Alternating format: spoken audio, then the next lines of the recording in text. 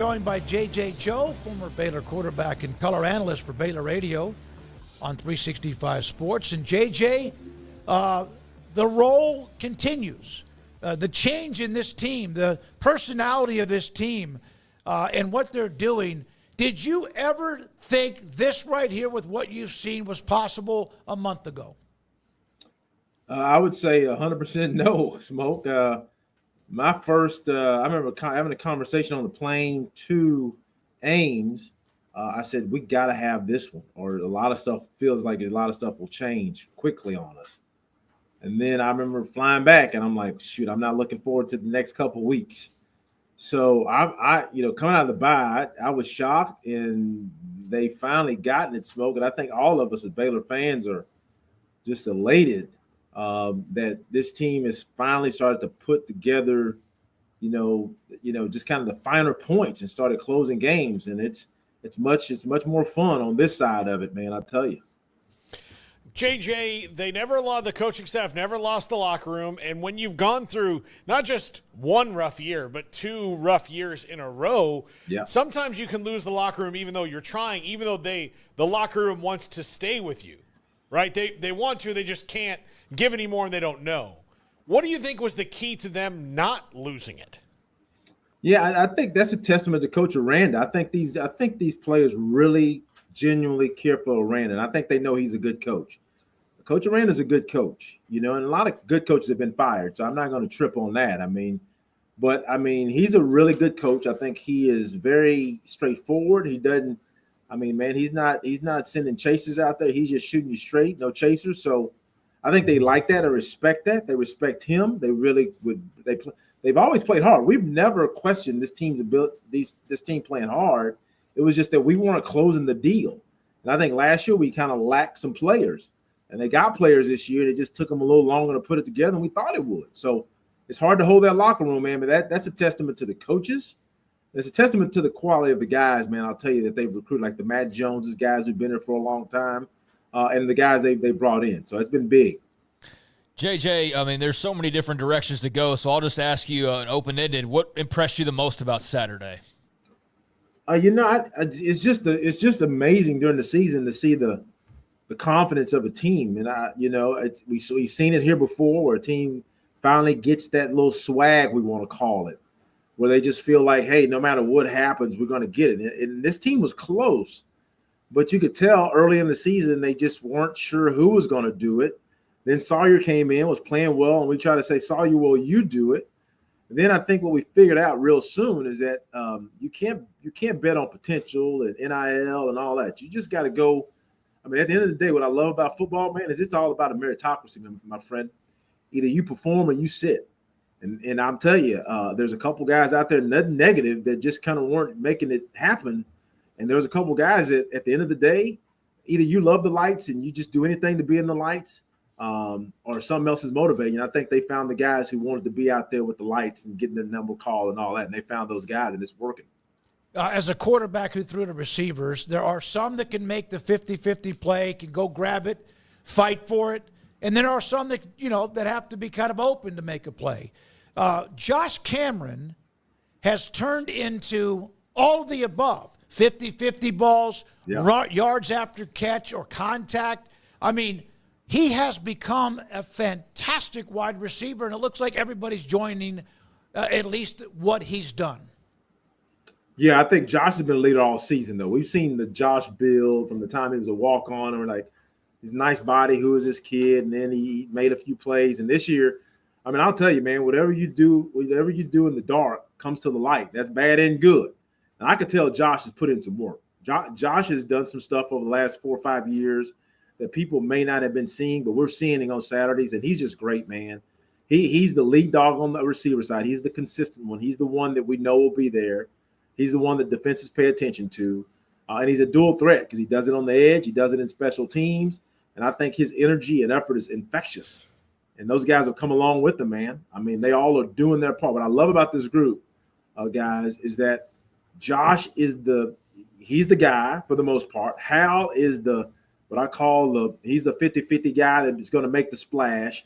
Monterey is now the speed guy. He's the speed guy he should have been. They use him like that. Ashton is the is kind of like the guy that will work the middle, do certain things. And I think they figured out how to use these guys, and it's a beauty to behold, I'll tell you. JJ, how much more do players, I don't know, respect a guy who's a former walk-on or listen to them, or it's hard when a guy like Josh Cameron, is outworking you at every turn to not follow in his footsteps? Hey man, I'll tell you, people respect. Football players, what I love about football is in the locker room, dude, if you're playing, man, dudes do not care. Mm-hmm. They don't care if you're orange. They don't care if you walked on from 1A high school or 7-man football. If you are playing and you can play, they want you to play. And they respect that. And they really respect a guy like Josh, he's got it out the mud, my friend. And that's special to see. And I'll tell you, and when you see a guy like that, you can't be out there complaining. Half y'all on scholarship. This dude didn't even start on scholarship. He put the grind in and he took everything he wanted. And so I respect him, man. And guys who can get out of the mud like that, man, it's wonderful to just to see their journey. And I don't think his is over by any means. So, JJ, that second quarter got a little squirrely for both sides. It's just crazy to see both teams score 21 apiece, and then the very next quarter they both get shut out. It's wild how that worked out. Yeah. But what did you walk away with in terms of thoughts about the defense? Because there was all of that chaos early, but then they kind of kept it steady in the second half until the offense got scoring again. And then there was that late touchdown that obviously, was like you'd rather not have had that happen. Yeah, so what did you walk away thinking about that side of the ball? Yeah, just like I think like any of us, we're an offensive football team. And that's not saying anything negative against the guys on defense or anything like that. Is that right now a lot of the resources and a lot of the humming is on the offensive side, and defensively, we just need them to do enough, right, to keep us in the game. I don't think by any means are we asking them to be dominant. We've seen flashes from these guys. We've seen them up front play well. I to be honest with you, I like our front. I like our front and our linebackers. I think they play solid. I really don't. I'm not concerned about teams just running the ball on us and running over us. I think we do a decent job. And, man, in a year, we just cannot play the ball in the air. And I've heard Coach Aranda say it. We don't play zone particularly great. We can't play man. And we got a lot of work to do on the back end. But like he says, man, sometimes you have ugly baby. You still love the baby. And just roll with it. I thought that was hilarious. We've heard him a couple of different times, like even after the game on Saturday when someone asked him about how he was able to get through the tough times. And I think he said something like, I cussed a lot and I tried to keep from hitting things.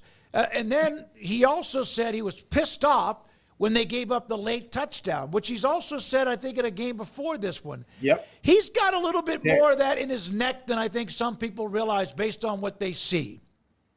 He does, man. You can't get it twisted. All people we're very different, as you know. So I'm preaching to the choir here. And the way we express ourselves is different. Aranda, although he doesn't show it, is as competitive as any coach we've had here. But he just shows it different. He says it different. And we've seen glimpses of it. We're starting to see it this year with him really becoming a little bit more fiery. But, that dude, man, he doesn't want to give up any points. He wants to dominate. He wants to he's not going to run the score up on you. That's one thing about Aranda that I do like. He's not going to put your face in it and beat you by 7 touchdowns. But be honest with you, he wants to shut you out. He wants to beat you 35-0. So, but he has that competitive edge by like anybody else would at that position. JJ, they now have a chance to not just get to a bowl game. They have a bigger fish to fry. Houston, whose defense is very, very good, although they just dropped a game. They've been kind of up and down, but a lot of teams in the Big 12 have. Yeah. And then, of course, here comes Kansas with what they did to BYU and what they've done the last couple of weeks. But to sit there and look at the possibility that they could get to 7, 8, or 9 wins is not the same teams, not the same scenario. But could this eventually remind you a little bit of 2012? Yeah, Smoke. I said that on the air that like just the feel of it. That team had a signature win. That team had beat a number 1 Kansas, a number 2 Kansas team on a Thursday night or Saturday night, something like that. that I think, and that team was building. 'Cause I remember the week before we beat Kansas State that year, we lost to Oklahoma in a close game. But I felt we should have beat Oklahoma. And Oklahoma was ranked top 15 or something. And I was like, dude, we should have beat Oklahoma. And then that next week, we just crushed Kansas State. So I feel like this team, though, I just feel like, we can lose either of these last two games because Kansas is playing like we expected Kansas to play at the beginning of the year. Houston can beat us because they play defense well, but I don't expect us to lose either of these games. Thank you, JJ. Appreciate you always when you can come on the show with us. Thank you for your time. Have a great week. Thanks, my man. JJ Joe, Baylor Radio Color Analyst, and also Baylor quarterback in the day on many things of what Baylor is doing now to put themselves in this position.